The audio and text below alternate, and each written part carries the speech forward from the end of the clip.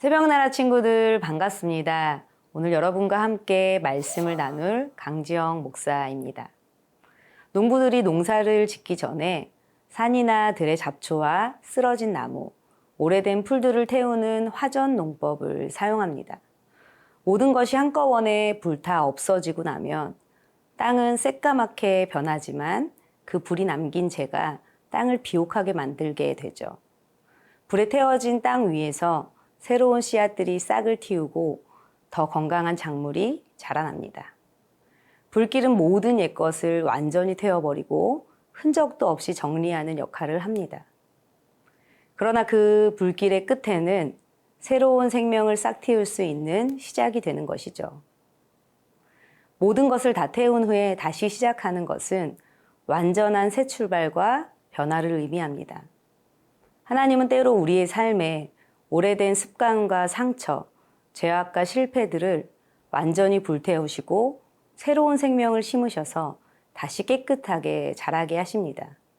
오늘 함께 나눌 말씀의 제목은 다 태우고 정결하게입니다. 오늘의 말씀은 에스겔 10장 1절에서 8절입니다. 그룹들 머리 위 창공에 사파이어 보석으로 된 보좌같이 생긴 것을 내가 보았다. 그분께서 베옷을 입은 그 사람에게 말씀하셨다. 그룹 아래에 있는 바퀴들 사이로 들어가거라. 너는 그룹 사이에서 나오는 불타는 숯불을 손에 가득 담아다가 성읍에 흩어 뿌려라. 그러자 내가 보는 앞에서 그가 들어갔다. 그 사람이 들어갈 때 그룹들은 성전 남쪽에 서 있었고 구름이 안뜰을 가득 채웠다. 여호와의 영광이 그룹 위에서부터 일어나 성전 문턱 위에 머무르니 성전이 구름으로 가득 차고 뜰은 여호와의 영광의 광채로 가득했다. 그룹들의 날개 소리가 뜰 바깥에까지 들리는데 그것은 전능하신 하나님께서 말씀하실 때 그분의 음성 같았다. 그분께서 베옷을 입은 사람에게 그룹들의 바퀴들 사이에서 불을 집어들어라 라고 명령하시자 그 사람이 들어가서 바퀴 곁에 섰다.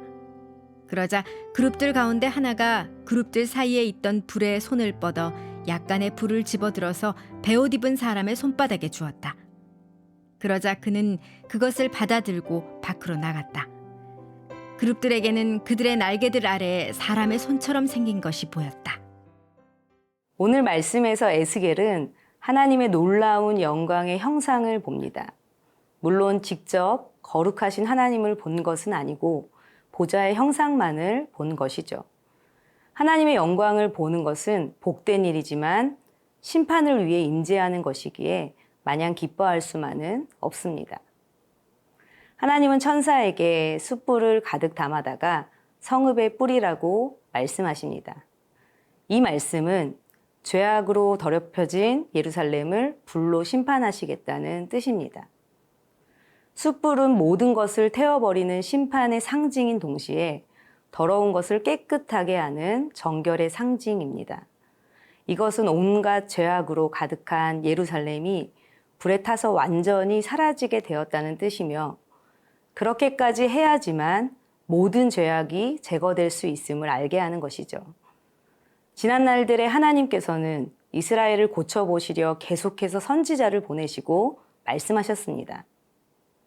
이 방법 저 방법 다 써보았지만 그들은 전혀 돌이킬 기미가 보이지 않았습니다.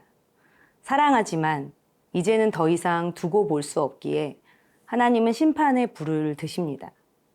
완전히 태우시고 다시 시작하시기 위함입니다. 4절 말씀 보겠습니다. 여호와의 영광이 구룹 위에서부터 일어나 성전 문턱 위에 머무르니 성전이 구름으로 가득 차고 뜰은 여호와의 영광의 광채로 가득했다. 심판하시는 하나님께서 머무르니 성전이 구름으로 뜰은 영광의 광채로 가득 찹니다. 구름이 성전에 가득 찼다는 것은 하나님이 이 심판의 주인이시고 심판하시는 하나님이시지만 여전히 그들 가운데 임재하고 계심을 보여줍니다. 하나님의 손길 안에서 거룩한 영적 수술이 이루어지는 것이죠. 사랑하는 새나 친구들, 하나님은 우리를 사랑하셔서 거룩함으로 함께 하시지만 죄와 함께 계실 수 없습니다. 거룩한 성전이어야 할 우리의 몸과 우리의 삶에도 하나님의 임재로 늘 가득해야 합니다. 내가 살아가는 삶의 습관 가운데 혹시 하나님 앞에 태워져야 하는 부분이 있지는 않은지요? 거룩하신 하나님과 함께 할 수 없는 죄된 삶을 버리고 하나님으로만 가득한 새나 친구들이 되기를 축복합니다.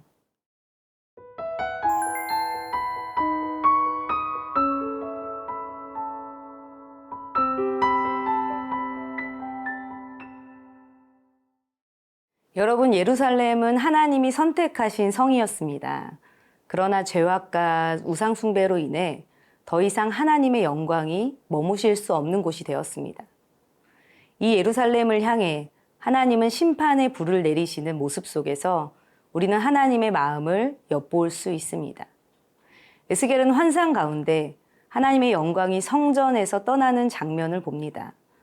완전히 태워버리려 하시는 심판을 앞두고도 하나님의 영광은 여전히 성전에 가득합니다.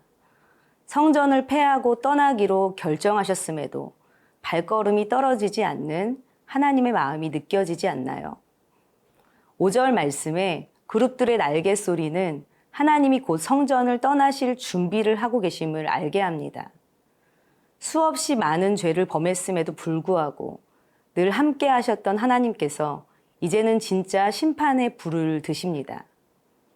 이스라엘 백성들은 각자 자기 소견에 오른 대로 행하며 각자의 우상을 섬겨왔습니다. 그럼에도 불구하고 뻔뻔하게 이스라엘 백성인이 성전 안에 있으면 하나님께서 보호해 주실 거라고 생각했겠죠. 그러나 하나님의 사랑과 심판의 모습은 그들의 생각과 다릅니다.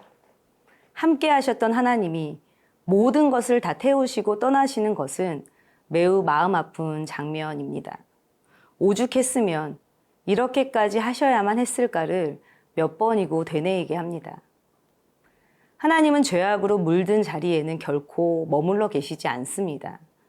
죄를 멀리하지 않으면서도 하나님이 함께 하실 것이라는 기대는 엄청난 착각입니다.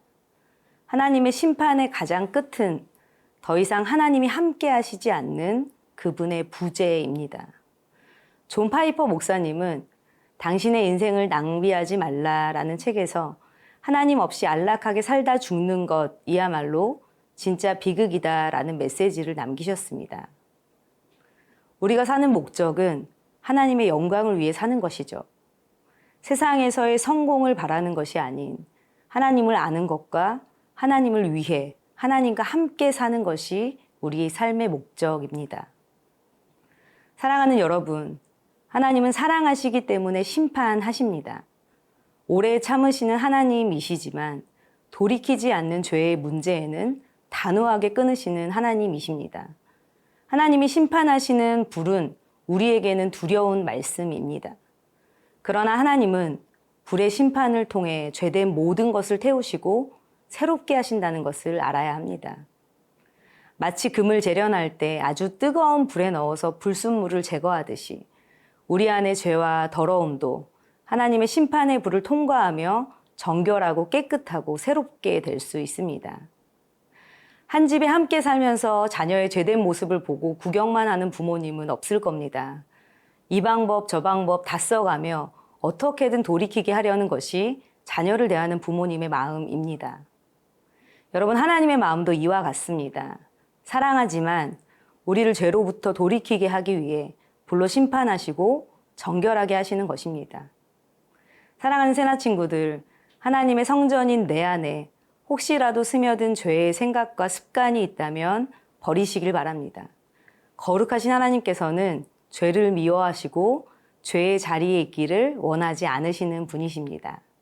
내 삶의 죄와 상처, 감추었던 모든 마음을 성령의 불로 깨끗이 태워주시기를 기도하십시오. 다시 하나님의 말씀 앞으로 돌아가 하나님을 중심에 새기고 살아가는 새나 친구들이 되기를 축복합니다. 거룩하신 하나님, 하나님의 성전인 우리 안에 영광으로 임재해 주셔서 감사합니다. 돌이키지 못한 죄의 문제와 거룩하지 못한 습관들을 성령의 불로 태워주시고 오직 하나님으로만 가득한 삶으로 새롭게 살아가게 해주세요. 예수님의 이름으로 기도합니다. 아멘.